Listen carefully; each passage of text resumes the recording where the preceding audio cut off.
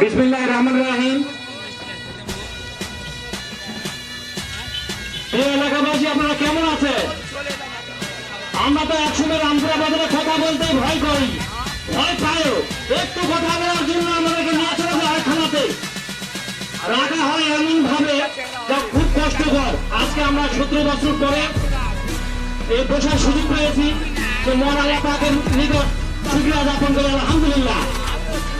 তো আমরা মঞ্চে তো কোনোদিন বক্তৃতা দেই না, এই কারণে আমাদের কথাগুলো কি রকম যে হচ্ছে এক আল্লাহ ভালো জানে।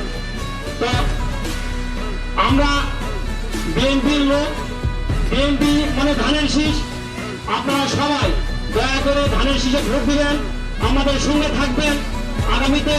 এই বলে আমরা বক্তব্য শেষ করছি। আসসালামু আলাইকুম। ধন্যবাদ আনোয়ার ভাইকে তার মূল্যবান বক্তব্য রাখার জন্য। আমাদের অনুষ্ঠানের পরে যে সকল নেতৃবৃন্দ এসে